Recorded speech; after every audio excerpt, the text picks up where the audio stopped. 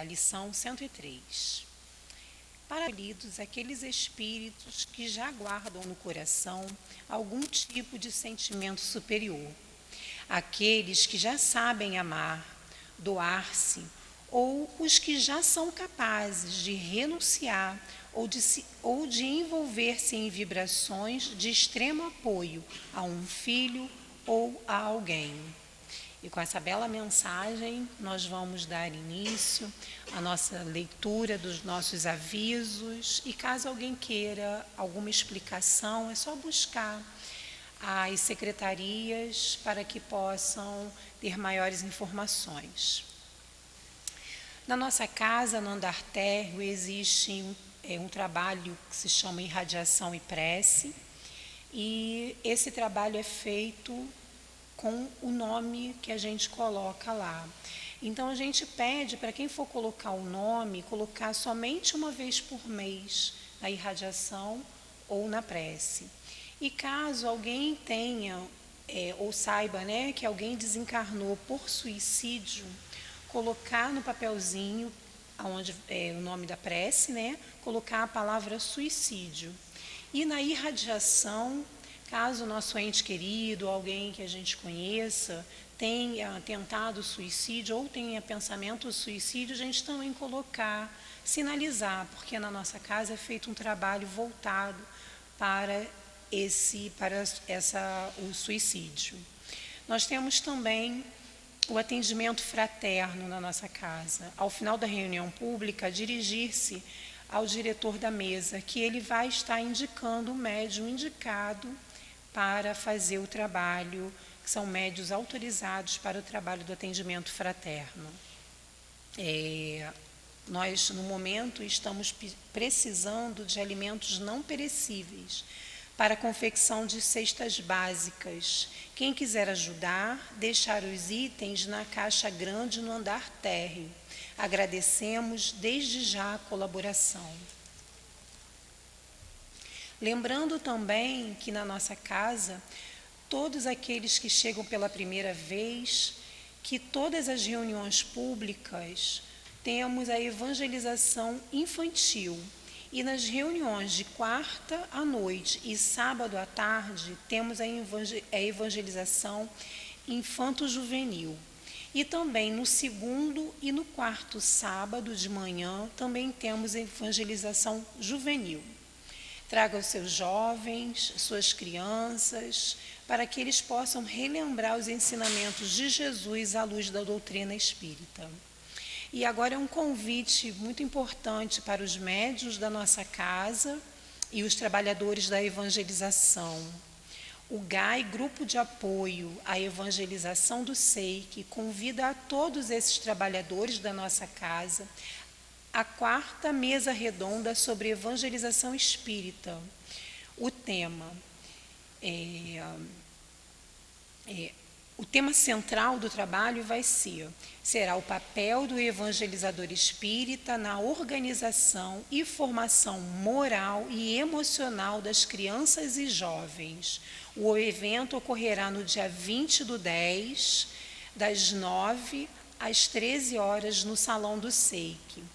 Lembramos que a evangelização é uma tarefa mais importante da Casa Espírita e de suma importância para o desenvolvimento moral do espírito. Então, todos que fazem parte do corpo mediúnico da casa e são trabalhadores da evangelização estão convidados a participar.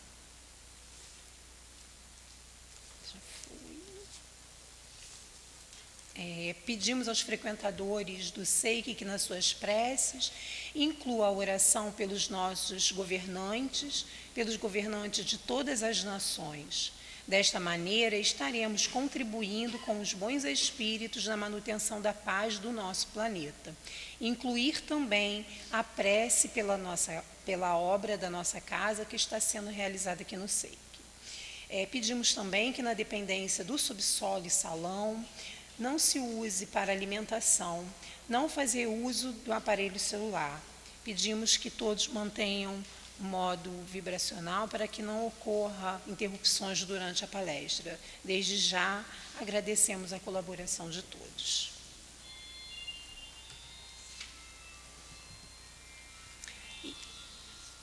E agora passaremos à leitura da página que foi entregue ao entrarmos e para que possamos dar por início a nossa palestra.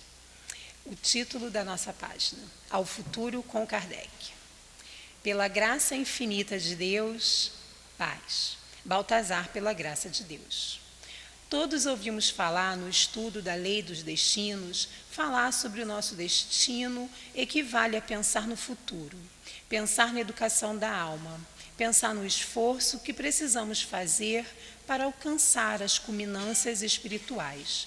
Muitas vezes pensamos no passado, criamos pensamentos em torno de quem fomos, de onde viemos. Para o espírita, porém, está destinado um outro tipo de pensamento, aquele que o irá elevar a situações maiores, melhores, sublime. O estudo que se propõe é justamente um convite ao futuro. No limiar do milênio que se aproxima, mais uma vez, nossos espíritos estão sendo convidados à mudança. E essas mudanças de hoje, a que se pede e que se faça hoje, são as mudanças de caráter, da moral, do pensamento. Não basta instrumento de precisão chegarem às mãos do homem. Não basta o homem atingir a estratosfera. É preciso que ele continue fazendo a viagem ao seu interior, descobrindo a sua natureza, olhando o seu próprio destino por atingir.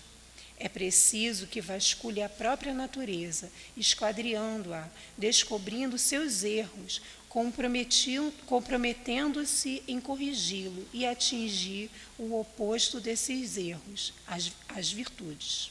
Estamos convidando todos os prezados irmãos a empreender essa viagem espiritual. É nessa viagem a que todos estão convidados. Não esqueçam o pensamento claro, lúcido, homogêneo do codificador da doutrina espírita, que também soube entender o pensamento que a espiritualidade trouxe para a humanidade terrena, traduzindo claramente para os homens de então e para todos os homens de hoje. Lembremos-nos de Allan Kardec, a figura sempre necessitada de ser lembrada, justamente pelo que foi, pelo que trouxe de abertura para o homem, pelo que trouxe de clareza para o pensamento humano. Lembremos-nos desse trabalhador do bem e a ele elevemos as nossas preces, dizendo: Deus, muito obrigado. Que Deus a todos abençoe, conduza, proteja agora e sempre. Graças a Deus. Baltazar, pela graça infinita de Deus. Do livro Pela Graça Infinita de Deus, volume 3, do 7. Depois dessa belíssima página, nós iremos fazer a nossa prece. E eu peço que todos nos acompanhem. Senhor Jesus, querido amigo, muito obrigado, Senhor, pela oportunidade de estarmos aqui na casa de irmão Clarencio, envolvidos nessa vibração de amor, de paz, de tranquilidade, para que possamos, Senhor, dar continuidade ao estudo dessa doutrina que nos conduz para esse oásis de luz. E nesse instante, Senhor, pedimos um amparo e a sustentação para a Sandra, que vai trazer frutos dos seus estudos, para a Delma, que irá também sustentar o momento do passe, que possam ser envolvidas nessa vibração amorosa, de tranquilidade, de paz, de entender, Senhor, a necessidade de suas falas e falar o que de fato é importante para todos nós. Que nesse instante os bons espíritos possam envolver a cada um de nós e pedimos a Deus nosso Pai a permissão para darmos por iniciado a palestra da tarde de hoje. Graças a Deus. Bom, hoje nós não iremos estudar o livro Céu e Inferno, porque estamos comemorando o aniversário de Kardec. E assim a Sandra vai trazer para nós o estudo da tarde de hoje sobre a vida e a obra de Allan Kardec.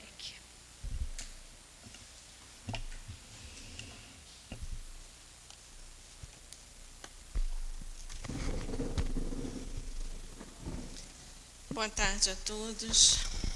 Que seja em nome de Deus, em nome de Jesus, que nós possamos iniciar essa nossa tarde, como também a Andréia falou, né, homenageando, né, um ser que foi tão importante, principalmente para nós espíritos espíritas, né? E se hoje a gente está debaixo de um teto abençoado de uma casa espírita, que de uma forma séria, dedicada, segura, segue o que a doutrina nos traz, se hoje a gente tem essa possibilidade de ter essa liberdade de estudar a doutrina, se hoje a gente tem todo esse material, né, que veio até depois de Kardec mesmo, foi justamente porque Allan Kardec cumpriu a missão que lhe foi dada para trazer para nós, conforme os estudos que os espíritos mesmo nos informam, a terceira revelação, né? Conforme a gente já estudou várias vezes aqui, a primeira revelação veio através de um homem encarnado, que foi Moisés. A segunda, o tempo passou, alguns entenderam, seguiram o seu caminho, e aqueles que não entenderam, continuaram reencarnando através de muitas lutas, e chegou até nós, através de outro homem encarnado aqui na Terra, a terceira revelação que veio através de Jesus. Muitos entenderam e o seguiram, e outros não. Talvez sejamos nós, né? Que hoje estamos aqui, mais uma vez, recebendo essa oportunidade de estar ouvindo a respeito desses ensinamentos, para finalmente nos decidirmos a seguir, a fazer a nossa modificação, a nossa transformação, e essa revelação já não veio através de um homem encarnado. Isso era uma das coisas que Kardec procurava deixar bem claro, de que a doutrina não é de Kardec, não é kardecismo. A doutrina é dos espíritos.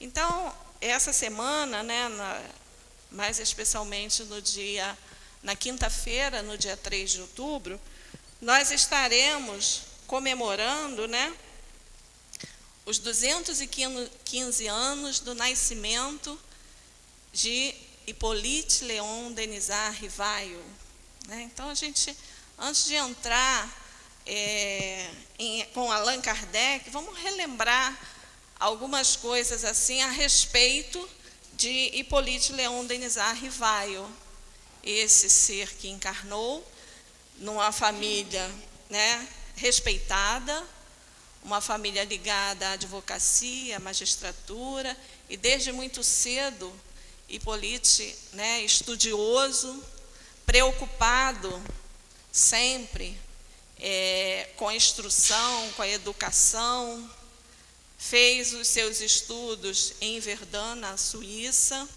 foi discípulo de Pestalozzi, a ponto, né, estudava lá, e se desenvolveu tão rapidamente, a ponto de quando Pestalozzi, que é quem dirigia o Instituto, precisava se afastar, ele deixava a encargo de Hippolyte, né, de Denisard Rivail, a direção desse instituto. Aí a gente já começa a perceber que alma era essa. Então, a grande preocupação de Kardec, né, de Hippolyte, né, na época, era o auxílio na educação, tanto que ele escreveu alguns livros para auxiliar aos pais. Naquela época não se tinha tanta facilidade quanto a gente tem hoje, né, para auxiliar as mães, né, na instrução de seus filhos. Então, vários livros foram escritos por Hippolyte, né? Apesar dele vir de uma família com bons recursos financeiros, ele se casa com Amélie, né, Boudet, e passa por algumas dificuldades financeiras relacionadas a questão do envolvimento lá com o tio dele. Bom, mas, apesar de toda essa dificuldade, ele, através do trabalho, da dedicação, sempre da sua conduta reta,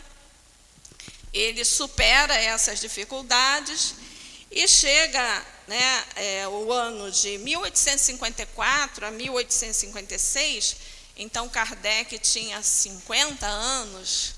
Quantas vezes a gente ainda ouve, e o mais importante, né, é que a gente, ao ouvir tudo isso, isso é que é a beleza da doutrina. Ao ouvir toda essa biografia, ao ouvir toda essa dedicação, a gente sempre faça a comparação do que esses espíritos fizeram e o que nós estamos fazendo, porque essa é a proposta da doutrina, fazer com que a gente receba toda essa informação para fazer a mudança que falta a cada um de nós. Conforme eu disse no início, né, veio uma primeira revelação, veio a segunda, para nós ainda precisamos da terceira, para a gente se determinar a seguir o caminho correto do bem. Então, Kardec tinha 51 anos, quando ele começa a ouvir a respeito de um fenômeno que estava acontecendo e que as pessoas se reuniam, que era o chamado do fenômeno das mesas girantes.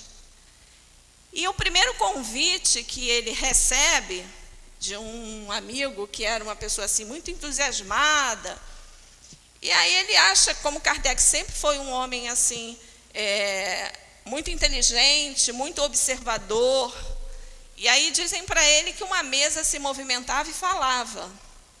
E ele não acreditou. Ele disse, desde o momento em que disserem para mim que uma mesa tem cérebro e músculo para se movimentar, eu vou considerar isso como um conto da carochinha. Então, a esse primeiro convite, ele não aceitou. Passou-se um tempo, e aí esse convite chega novamente a ele. Era 1855, mais ou menos. E aí, como esse convite já veio por uma outra pessoa que ele considerava muito, e sabia que era uma pessoa muito estudiosa, ele começou a ficar meio curioso. E resolveu participar dessas reuniões, onde se dizia que as mesas falavam, se movimentavam e respondia às perguntas.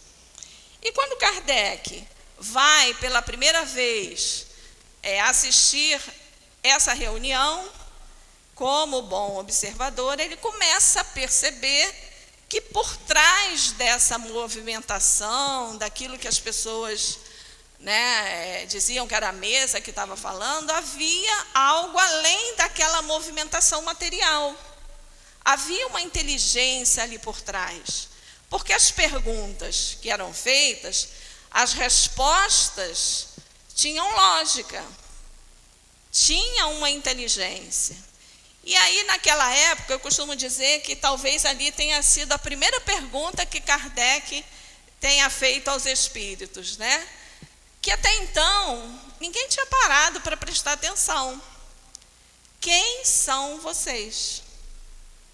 E aí é quando os espíritos respondem, nós somos as almas daqueles homens que já não vivem mais na Terra. A partir dessa resposta, tudo mudou. Como ele era um homem dedicado ao estudo, era um homem muito curioso, né? Então, a partir de 1855, ele começa a fazer ele se dedica a estudar esses fenômenos. E aí a gente fica imaginando, né? Hoje, com todo esse acervo da doutrina, com todas essas informações que a gente tem, é fácil a gente saber, porque a gente já sabe que os bons espíritos, eles vão se manifestar junto a reuniões sérias. Aí imaginam quando essas movimentações aconteceram, que tipo de perguntas eram feitas. E quando Kardec começa, até então, Hippolyte Léon Denisard Rivail, começa a participar dessas reuniões, o que acontece? O teor dessas perguntas começam a modificar. E aí aquela brincadeira, as pessoas foram se afastando, porque já não interessava mais, e aqueles que queriam entender foram se aproximando para, junto, né, com Hippolyte Léon Denisard Rivail, começaram os estudos, desde que, quando Kardec já chega, em 1855, já existiam muitas anotações, tanto que ele recebe, né, 50 cadernos, já de anotações dos companheiros que frequentavam essas reuniões, e é quando ele é pedido a ele que ele organizasse tudo aquilo. E ele fica assim meio assustado, né? Como é que ele faria isso? E aí, no livro Obras Póstumas, tem esse livro aqui é um livro que foi escrito, né, depois do desencarne de Kardec, e é um livro que a gente deve estudar bastante, porque nesse livro aqui, ele traz muitas anotações de Kardec, contando a respeito do quanto foi difícil para ele fazer todo esse trabalho. Deixa estar que eu lembrei, né? Às vezes a gente com 50, 55 anos, a gente acha, mas eu vou começar a estudar agora, já não tenho mais idade para isso, né? Meu tempo passou. E Kardec, com essa idade, começou o trabalho da codificação. Em mais ou menos 15 anos,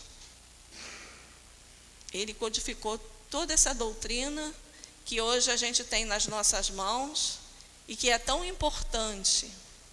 Então, eu vou dar uma lida aqui numa pergunta que ele faz com relação à missão dele, só para a gente ter uma noção do quanto foi esse início do trabalho de Kardec para trazer todas essas informações para nós. Está lá em 12 de junho de 1856. Ele pergunta: Bom Espírito, eu desejara saber o que pensas da missão que alguns espíritos me assinaram. Dize-me, peço-te se é uma prova para o meu amor próprio. Tenho, como sabes, o maior desejo de contribuir para a propagação da verdade, mas do papel de simples trabalhador ao de missionário em chefe, a distância é grande, e não percebo o que possa justificar em mim graça tal, de preferência a tantos outros que possuem talento e qualidades de que não disponho. Aí a resposta dos espíritos para Kardec, a resposta do espírito que se identificou, chamado Verdade. Confirmo o que te foi dito, mas recomendo-te muita discrição se quiser sair-te bem. Tomarás mais tarde conhecimento de coisas que te explicarão o que ora te surpreende. Não esqueças que podes triunfar como podes falir. Então, ele também poderia falir. Neste último caso, outro te substituiria, porquanto os desígnios de Deus não assentam na cabeça de um homem. Nunca, pois, fales da tua missão, seria a maneira de a fazer malograr-se. Ela somente pode justificar-se pela obra realizada e tu ainda nada fizeste. Aí mais abaixo, com relação a uma outra pergunta que Kardec faz, a respeito se ele teria assistência para realizar todo esse trabalho, ele diz assim: a nossa assistência não te faltará, mas será inútil se do teu lado não fizeres o que for necessário. Tens o teu livre-arbítrio, do qual podes usar como entenderes. Nenhum homem é constrangido a fazer alguma coisa. É muito importante, quando a gente está ouvindo a palavra dos Espíritos, a palavra de Kardec, que a gente sempre traga isso para nós.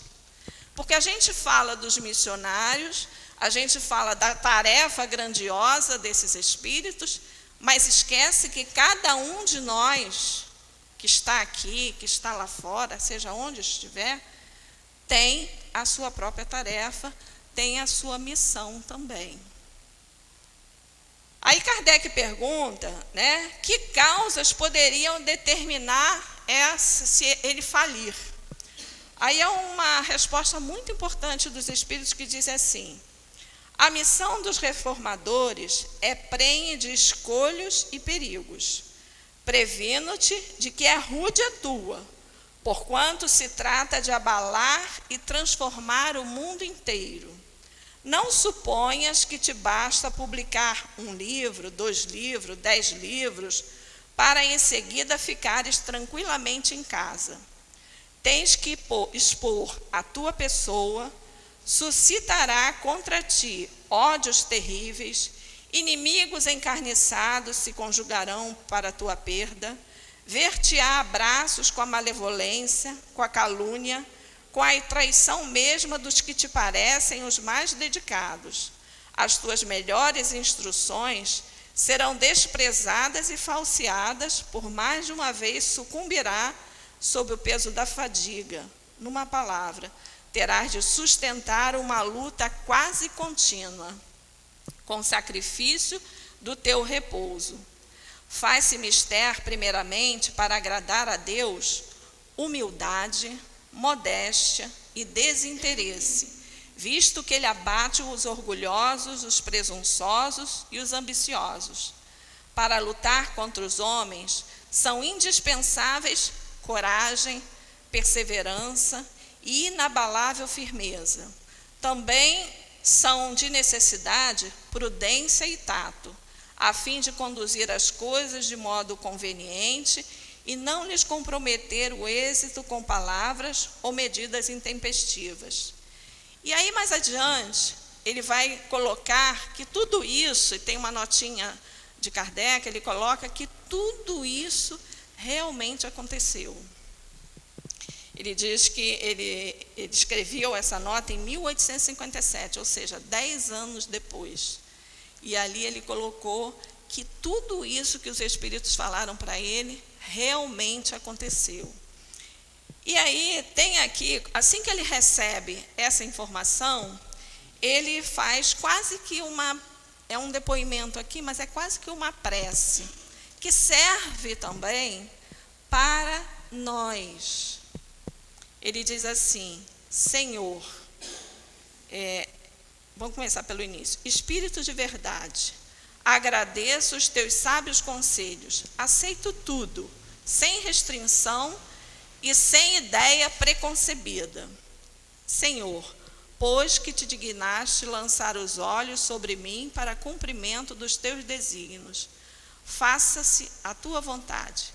Está nas tuas mãos a minha vida, dispõe do teu servo. Reconheço a minha fraqueza diante de tão grande tarefa. A minha boa vontade não desfalecerá. As forças, porém, talvez me traiam. Supre a minha deficiência. Dá-me as forças físicas e morais que me forem necessárias. Ampara-me nos momentos difíceis e com o teu auxílio e dos teus celestes mensageiros, tudo envidarei para corresponder aos teus desígnios.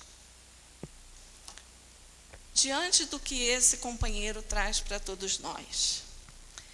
E hoje, com tudo isso que a gente tem da doutrina espírita,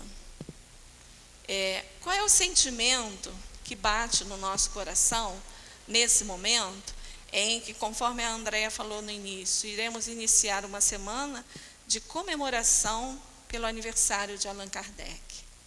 Que sentimento bate no nosso coração?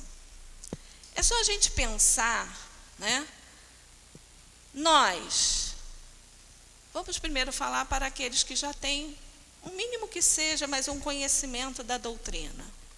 Aqueles que estão chegando a primeira vez, sairão daqui com um pouquinho de conhecimento. O que para nós a doutrina trouxe? O que eu ganhei com o conhecimento da doutrina espírita? E onde eu estaria hoje se eu não tivesse o conhecimento da doutrina espírita? Se eu não tivesse começado a buscar essas informações, onde nós estaríamos hoje? Será que aqui? Então, quando a gente começa a refletir conosco, para nós começamos a entender que sentimento é esse que a gente tem por esse espírito. Então, um momento em que a gente vai iniciar uma semana de homenagem a Allan Kardec, o sentimento que brota no nosso coração é o da gratidão. Gratidão por, apesar de todas essas dificuldades, ele ter cumprido a missão dele, porque os espíritos falaram que ele podia falir. Nós sabemos que se ele tivesse falido, como tantos outros faliram. O próprio Napoleão, né, tem um livro, Cartas e Crônicas, né, do Irmão X, que conta, o título é Napoleão e Kardec, que conta nesse livro o encontro de Napoleão com Kardec antes de Kardec reencarnar. Porque Napoleão Bonaparte tinha um trabalho a ser feito para facilitar o trabalho de Kardec. E diante lá, não nos cabe julgar, porque até nós também, se a gente pudesse olhar o nosso passado, quantas vezes a gente também deve ter dificultado o trabalho do próprio Cristo, porque se a gente tivesse ouvido Moisés, tivesse ouvido Jesus, nós não estaríamos precisando do esclarecimento da doutrina espírita. Então, estamos nós aqui. Então, o nosso companheiro lá não cumpriu todo o papel. E a mensagem é belíssima, né? E Kardec veio, né, a partir de uma informação do espírito, que era um espírito familiar, o espírito Z, ele fala dessa encarnação que Kardec teve como druida, onde se chamava Allan Kardec. E a gente vai ver todo esse cuidado com a doutrina de Kardec, porque quando ele, naqueles 50 cadernos, toda aquela organização pedagógica que ele faz, e dali surge a primeira edição do Livro dos Espíritos, em 18 de abril de 1857, o cuidado, porque Hippolyte era um nome conhecido à época, porque ele era um grande educador. Mas ele não queria confundir aquela obra com ele mesmo, porque é o que ele dizia, não é minha. A doutrina é dos espíritos. Aí é quando ele usa o nome Allan Kardec para divulgar, para codificar todas. Então, a gente vai ver, né, esse trabalho de Kardec. Em 1857, ele foi a primeira edição do Livro dos Espíritos, que a gente sabe que teve, à época, 516 perguntas. Depois, ele faz uma revisão, e dessas 516 perguntas, passa para 1019. Em 1859, aparece o livro que é o Espiritismo. Em 1858, a Revista Espírita, inicia-se ali a publicação da Revista Espírita. Em 1861, o Livro dos Médiuns. E aí a gente vai ver uma lacuna grande, de 1861 a 1864, que só em 64 é que ele lança o Evangelho segundo o Espiritismo. E aqui no Obras Póstumas tem uma informação interessante, que é quando Kardec começa a trabalhar em cima do Evangelho segundo o Espiritismo, e espiritualidade superior pede que ele faça uma reclusão, porque realmente, né, ele precisa se isolar, porque iria dar muito trabalho a ele, porque ele vai trazer os ensinos de Jesus à luz da doutrina espírita, e ele pega toda aquela parte moral dos ensinamentos de Jesus, e aí a gente vai ver o quanto isso deve ter dado um trabalho, porque de 61 a 64 foram 3 anos trabalhando em cima dessa obra. Depois, em 65, o Céu e o Inferno, e depois, em 1868, a Gênese. O Obras Póstumas foi publicado, né, após o desencarne dele, porque ele desencarna em 1869, em 1890. Então, diante disso tudo, a gente tem que agradecer, é o sentimento de gratidão. E aí, o que é a gratidão? Uma vez eu li uma coisa muito interessante, né, a respeito da gratidão. A gratidão é esse reconhecimento, né, quando alguém nos beneficia com alguma coisa. Mas uma frase que eu achei muito interessante, que diz assim: a gratidão é olhar o passado com amor. Né? E é isso que a gente precisa, diante do exemplo desse espírito, olhar a esse trabalho todo que possibilita a cada um de nós hoje a fazer a mudança que cada um de nós quer e precisa para a sua própria vida. Como a página, né, do nosso querido Baltazar começa dizendo aqui para a gente: todos ouvimos falar no estudo da lei dos destinos. Falar sobre o nosso destino equivale a pensar no futuro. E às vezes, né, vamos pegar lá o passado da gente, antes da gente ter esse conhecimento que a gente tem hoje, mesmo que pouco ainda. Porque cada vez que a gente pega essas obras para estudar, a gente vai vendo que a gente não sabe nada. Cada vez que a gente pega um livro dos Espíritos para ler, você, nas perguntas, nas respostas, encontra informações que passaram desapercebidas pela gente.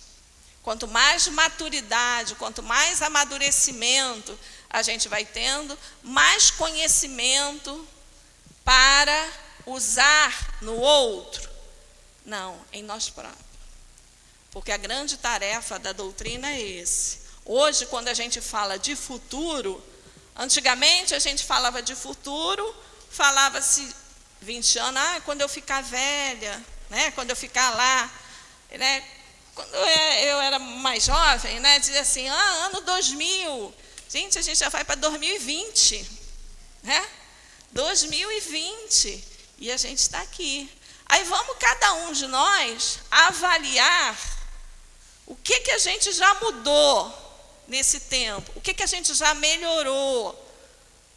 Eu costumo falar isso bastante quando a gente estuda lá no Livro dos Espíritos, né?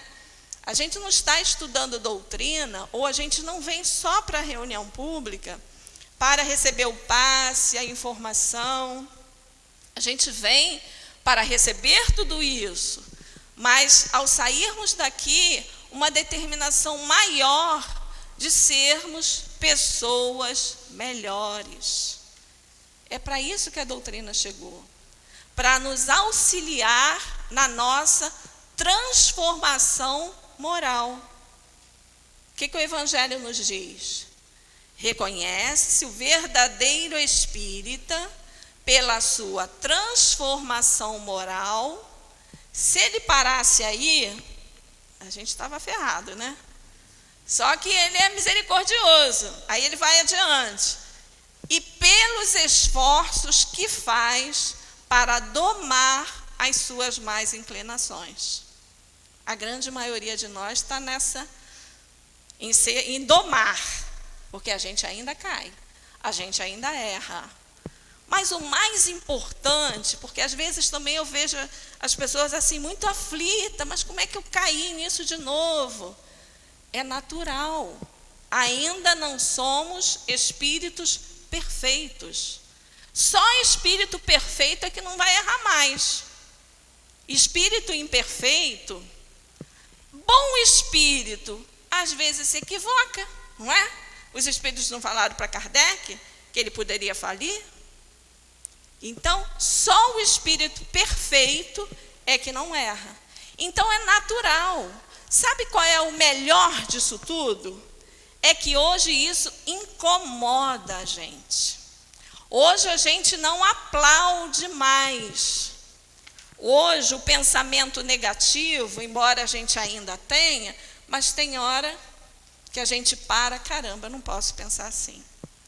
Hoje, quando aparece lá as questões na televisão que incomodam a gente, a Deus é que fala muito disso, né? Eu procuro nem ver.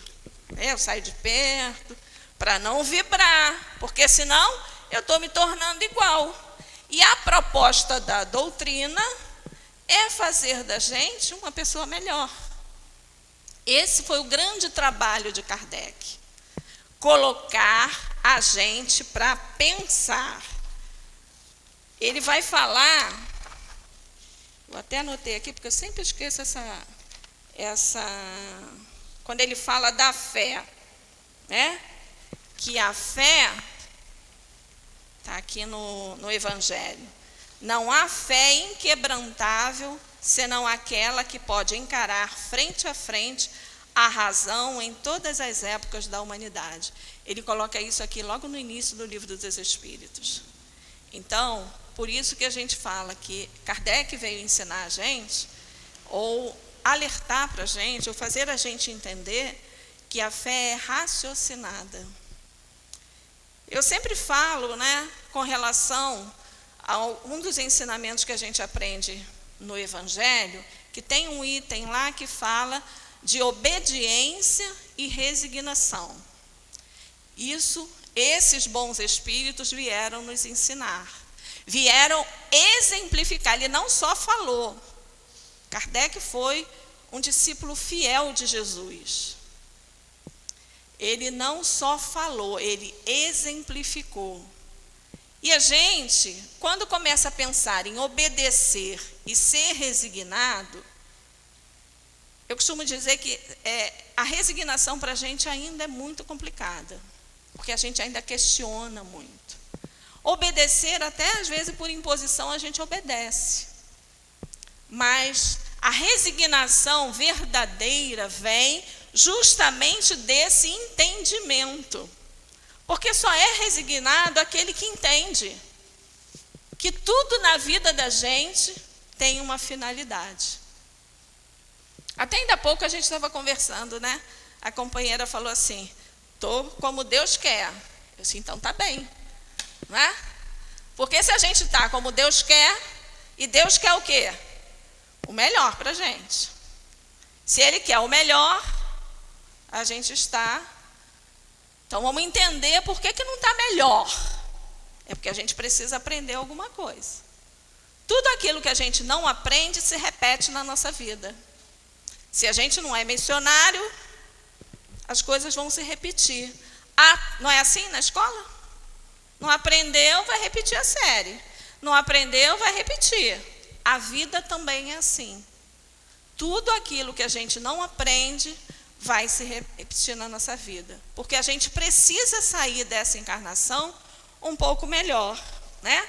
Então, quando a gente pensa hoje como espírita, no futuro, a gente já não pensa mais daqui a 20, 30 anos. É o futuro do espírito imortal. Por isso que ele diz aqui, né? Muitas vezes pensamos no passado. Criamos pensamentos em torno quem fomos, de onde viemos. E aí, às vezes, bate umas curiosidadezinhas diante das lutas de cada um de nós. Por quê? Caramba, por que eu passo? Minha mãe costumava dizer assim, né? Não é porque, é para quê? Para que a gente está passando por isso? Porque tem uma finalidade. Quem somos? Nós aprendemos isso. Somos espíritos imortais. Para onde a gente vai? Nós iremos né, a nossa condução no futuro será resultado do que a gente está fazendo hoje. Se a gente está no esforço, com certeza vamos para um lugar melhor. Agora, se a gente teima, né, em querer aquilo que ainda não é possível, a gente vai criando cada vez mais obstáculos. E aquilo que a gente quer fica mais distante ainda. Então, esse é o momento de gratidão. Gratidão a esse Espírito que esteve entre nós, cumpriu o trabalho que lhe foi concedido e deixou para nós informações preciosas. Deixou a mensagem dos Espíritos, mas deixou informações dele mesmo, anotações preciosas para o nosso crescimento espiritual. No livro dos Espíritos, que é o livro básico da doutrina espírita, aqui nós temos nesse livro toda a codificação. Desse livro surgiu todos os outros. Na primeira parte, onde a gente trata da criação, ele é tão importante, que nós vamos estudar, se aprofundar mais na Gênese. Na segunda parte, onde ele fala de emancipação da alma, outras informações tão importantes, que desde que o mundo é mundo, a gente tem lá a mediunidade. E Kardec foi aquele espírito encarnado que melhor soube aproveitar a questão da mediunidade, que buscou através da mediunidade, não dele, porque a mediunidade dele era muito intuitiva, não tinha essa mediunidade exacerbada como tinha. Aí a gente abre um parênteses, né, já que hoje a gente está lembrando do início da doutrina, do trabalho de Kardec, mas todas as vezes que eu tenho essa oportunidade de estar falando dele, de agradecer a ele, eu sempre me lembro dos médiuns. Porque quando a gente estuda os livros que trazem, né, aqueles médiuns muito jovens, que dedicaram a sua vida para que a gente pudesse ter toda essa informação. Médiuns que chegaram para trabalhar com Kardec, 14, 15 anos. E vejam bem, hoje a gente ainda tem dificuldade. Imagina aquela época que nem o livro dos médiuns tinha, para explicar àqueles jovens que o que estava acontecendo não era maluquice da cabeça deles, era mediunidade, que quando bem orientada, ela dava bons frutos. E foi isso que... Então, quantos deles dedicaram a sua vida? Quem teve a oportunidade de ver o filme, né, Allan Kardec, que teve há pouco tempo no cinema, ali dá uma pequena amostra das dificuldades que Kardec enfrentou também com a questão da mediunidade. E do quanto esses espíritos, esses que eram seres encarnados, esses médiuns, que também sofriam assédio. Por quê? Os espíritos que ainda caminham de uma forma equivocada, não tinham interesse que essa informação chegasse até nós. Porque o que acontece com a gente quando a gente descobre que aquele caminho que a gente está tomando não é bom para a gente? Quando a gente se conscientiza de que aquilo não está fazendo bem para a nossa vida. A primeira coisa que a gente quer fazer é mudar. É mudar de direção, é mudar, né? Se a gente segue, vamos pegar nós encarnados mesmo, quando a gente segue aquele grupo de amigos, né, que nos leva, não é que eles nos levem, a gente vai junto, porque vai porque quer, né? Ninguém obriga a gente a nada. Aí quando a gente começa, peraí, isso aí não está me levando para o bem, isso aí não está trazendo benefício para a minha vida, então eu não quero mais isso. Só que se libertar daquilo é difícil. Então, aqueles jovens que vieram com aquela mediunidade, também para auxiliar a Kardec e aos espíritos, também sofriam os seus assédios, porque eles estavam encarnados. Então, imaginem o quanto também deve ter sido difícil para esses jovens. cumprir o papel que cabia a cada um deles dentro da sua mediunidade, para ser um canal cada vez mais limpo, para que essa informação chegasse com lucidez. Porque o que existe aí no mundo é espírito querendo se comunicar. Então, quando vê, né, que ali existe um médium com um potencial, se aquele médium não tiver estudo, esclarecimento, porque ele não sabe direito o que está acontecendo com ele, ele pode desviar a sua rota. Então, isso também aconteceu. Então, é sempre bom, quando a gente fala de Kardec, lembrar a nossa gratidão e pedir, né, com certeza, esses espíritos também caminharam, cumpriram com a sua missão também, que era trazer essas informações, que eles também possam ser abençoados pelo trabalho bem feito que executaram aqui na Terra. E aí Kardec, no Livro dos Espíritos, aí eu falei da segunda parte, que seria o Livro dos Médiuns. A terceira parte, quando a gente estuda, é as leis morais. Nós vamos aprofundar esse estudo no Evangelho segundo o Espiritismo. E a quarta parte do Livro dos Espíritos, que fala das esperanças e consolações, nós vamos aprofundar num livro que a gente estuda aqui às segundas-feiras, nesse horário, que é o livro Céu e Inferno. Um dos livros, né, não é dizer assim, esse é o melhor, mas cada um desses, né, bate assim mais fundo no nosso coração. Quando eu estudei o livro Céu e Inferno pela primeira vez, lá no Leon Denis, é como se eu tivesse assim, caramba, é o livro que ajuda a gente a ver em prática ali a doutrina. Porque tem uma primeira parte, que ele fala das religiões, há uma parte teórica, e a segunda parte é o depoimento dos espíritos que chegaram no mundo espiritual, e eles relatam o que aconteceu com eles.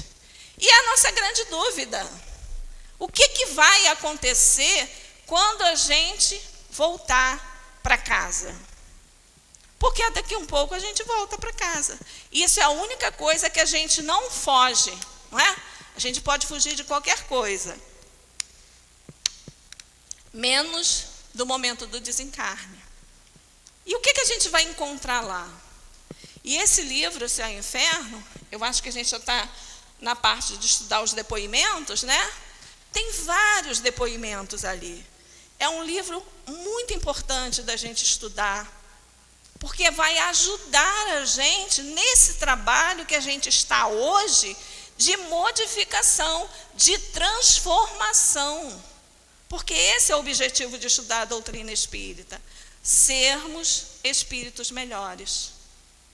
Se é a melhor doutrina, se é a melhor religião, isso vai ser opinião de cada um. Para mim foi, porque foi através dessa religião que eu entendi Jesus, que eu entendi Deus, que eu procurei dar um novo rumo na minha vida. Porque talvez, se eu não estivesse no momento certo encontrado a doutrina espírita, eu não sei se eu estaria aqui. Com certeza aqui não, né? Porque eu não conheceria a doutrina, mas eu não sei se eu estaria no caminho reto que hoje eu tento levar. Porque cada um de nós se conhece. A gente sabe onde aperta o nosso calo. A gente sabe as tendências que a gente trouxe.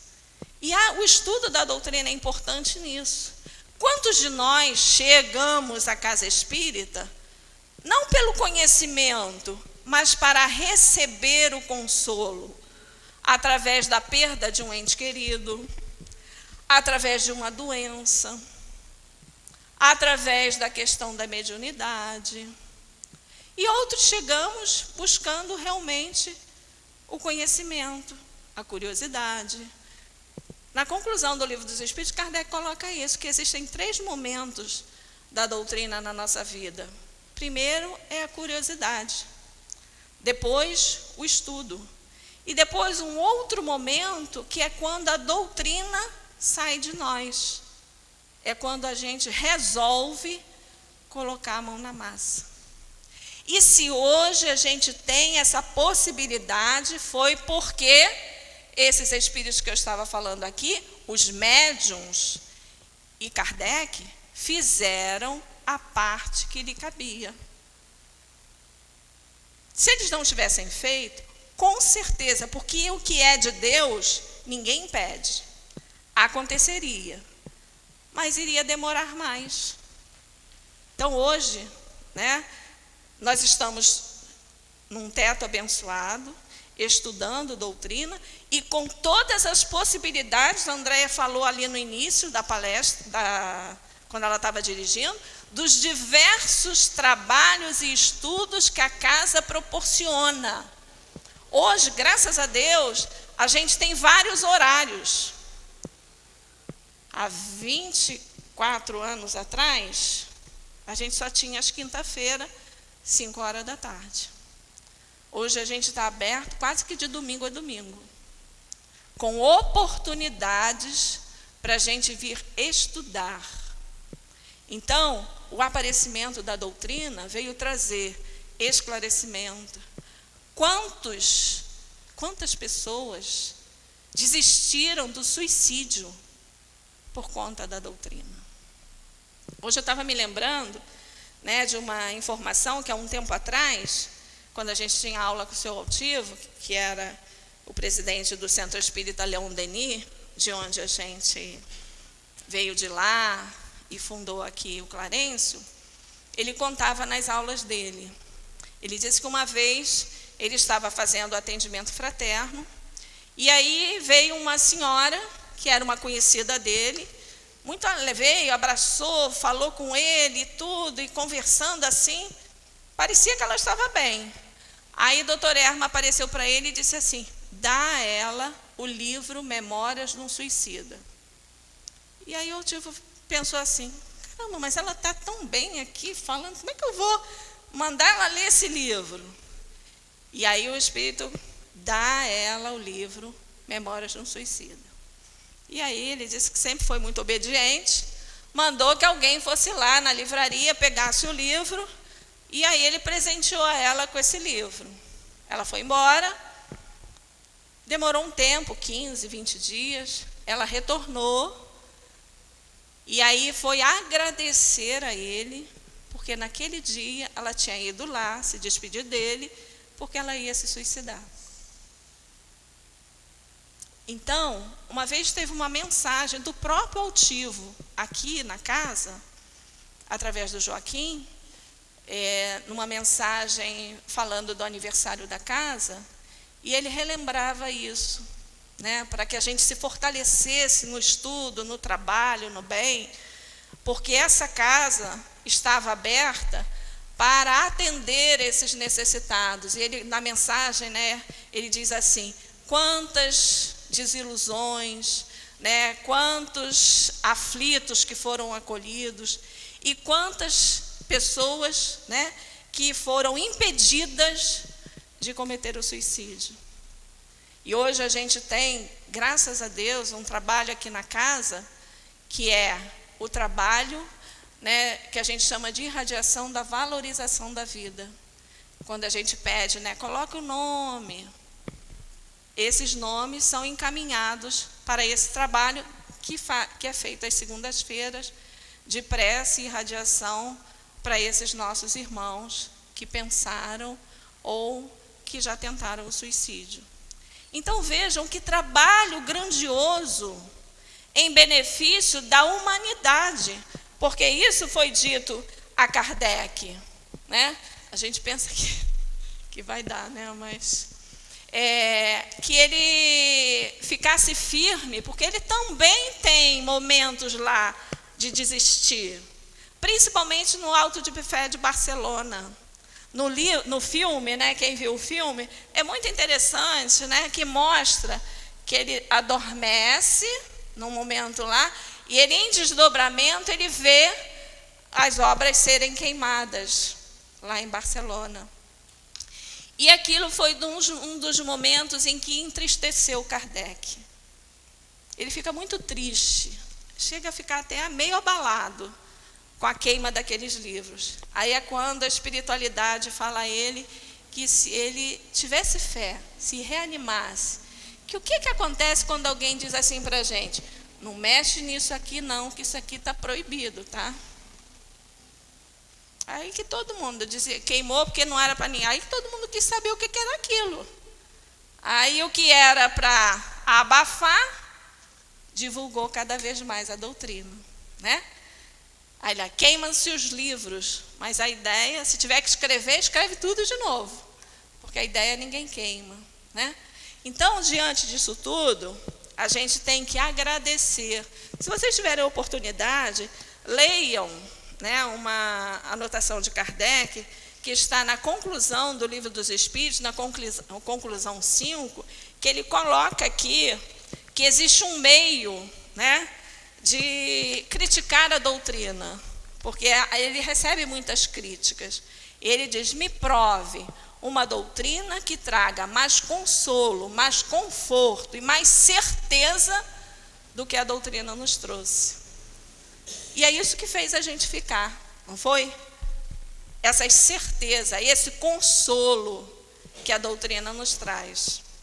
Então, a hora passa muito rápido, né? E como é dia de agradecer, eu queria encerrar com uma mensagem do irmão Clarencio, desse livro, né, Clareando os Caminhos, que são a reunião de várias mensagens que a gente já recebeu aqui, através da mediunidade do Joaquim, do Dalarosa, do próprio Altivo.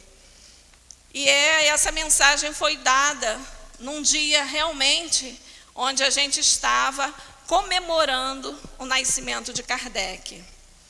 Ele diz assim: gratidão a Allan Kardec.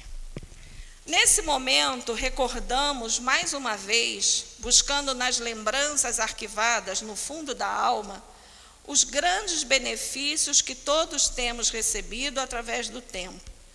Benefícios esses resultantes e frutos da luta, da dedicação, da renúncia, da perseverança, da superação das dificuldades e incompreensões, das perseguições e dos ódios endereçados àquele que, convocado por Jesus, veio até este plano material da vida trazer a mensagem da renovação ao pensamento humano. Numa época em que o materialismo graçava, numa época em que os alicerces das religiões tradicionais eram sacudidas pelo positivismo, numa época em que tantos sofriam e já não encontravam nos templos os esclarecimentos e as consolações que suas almas necessitavam. Esse espírito reencarnado entre nós, sobrepujando tantas lutas e dores, conseguiu deixar sua marca perene em todas as almas que dele se aproximaram, e também daqueles mensageiros do bem que, em nome de Jesus, colocaram-se ao seu lado. Portanto, que nesta noite nós possamos, acima do raciocínio, permitir que o nosso sentimento transmita e repasse a gratidão que todos nós devemos ter a esse espírito Allan Kardec. Pois através dos ensinamentos, através das obras, através de seus exemplos, através desses anos transcorridos, quantos se libertaram das obsessões, das depressões, das angústias, das aflições, das dores físicas e morais. Quanto consolo, além do esclarecimento, chegou até as nossas almas.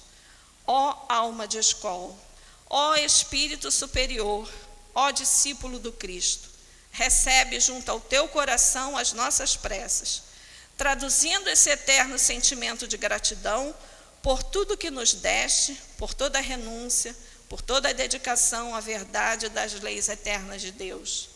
Obrigado, querido irmão, querido amigo, companheiro de jornada.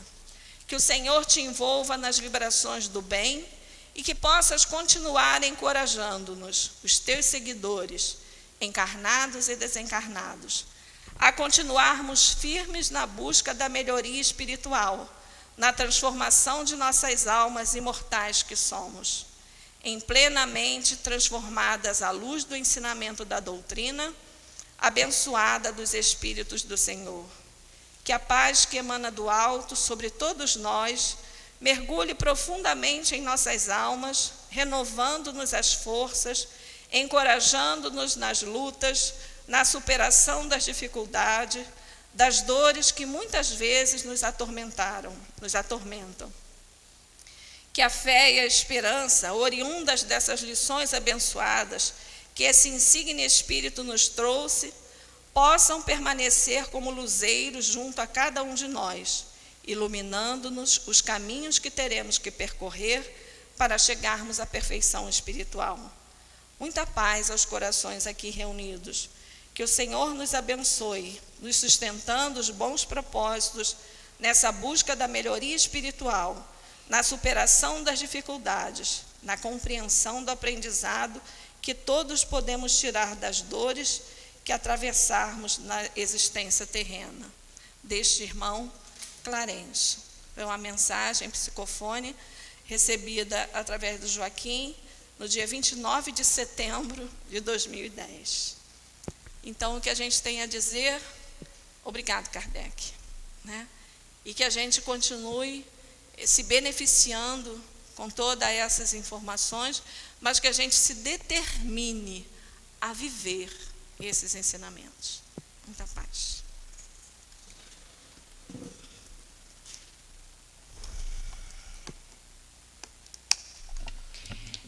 Muito obrigado, Sandra, pelos seus estudos.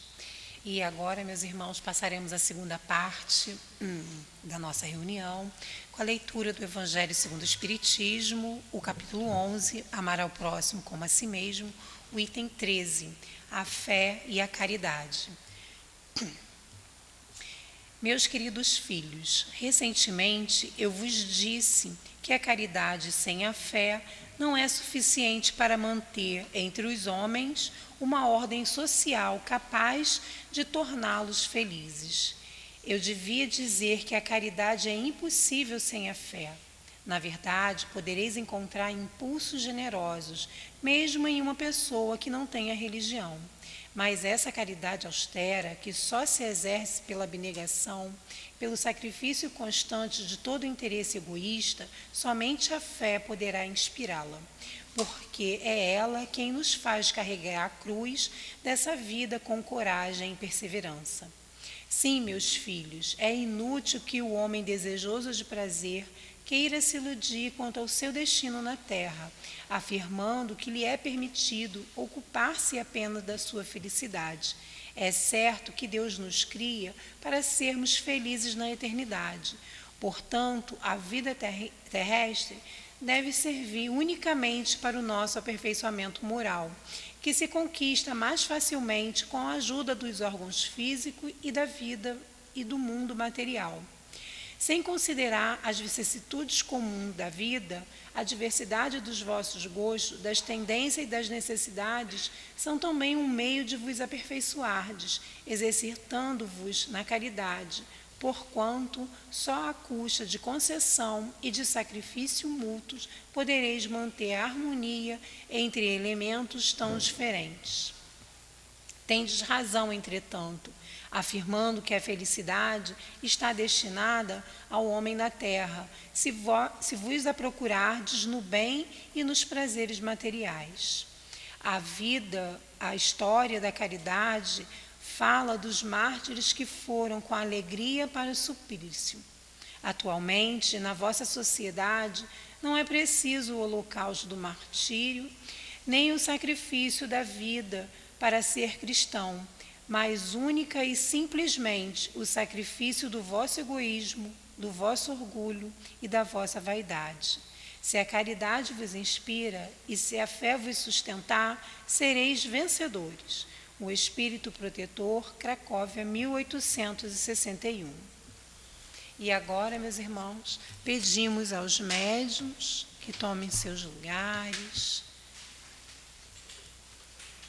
Nós outros que possamos nos manter em prece, em harmonia com os nossos pensamentos, para o momento do passe.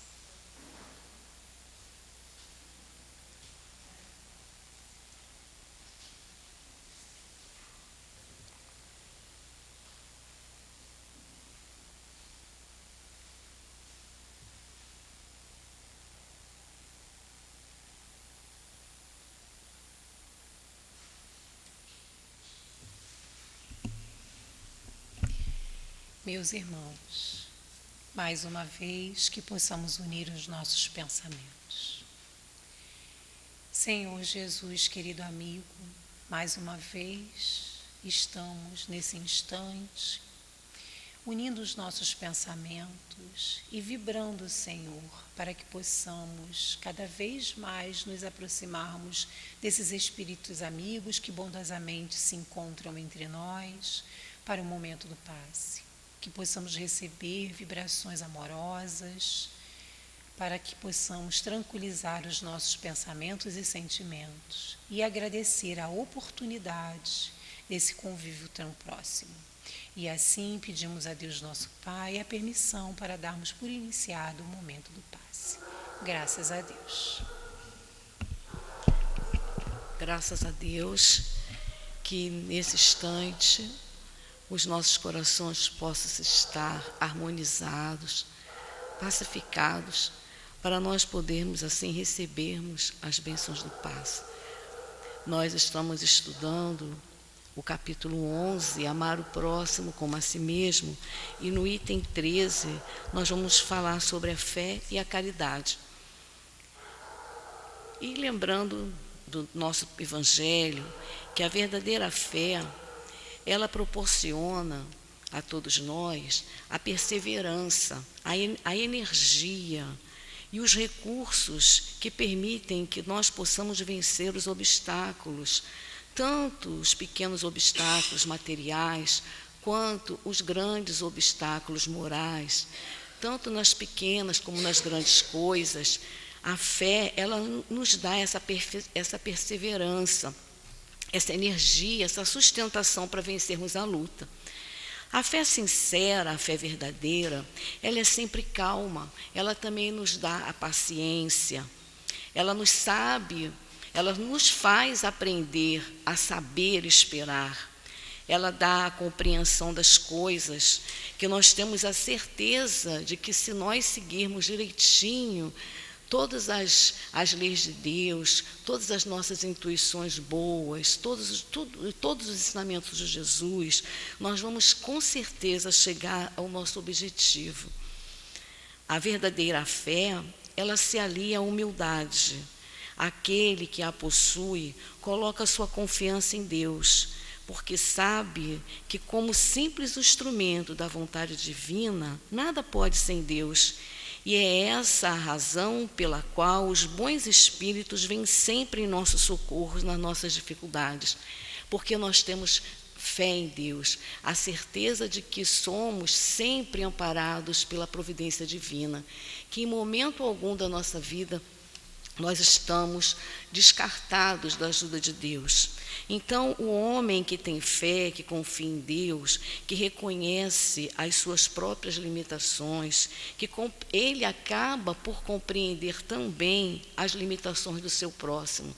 Aquele que reconhece as suas dificuldades, porque sabe que é um espírito que está ainda em processo de crescimento espiritual, ele também acaba por compreender as dificuldades do seu próximo, do seu irmão, porque ele sabe que, como ele, também essa outra pessoa tem suas dificuldades, tem as suas lutas a vencer.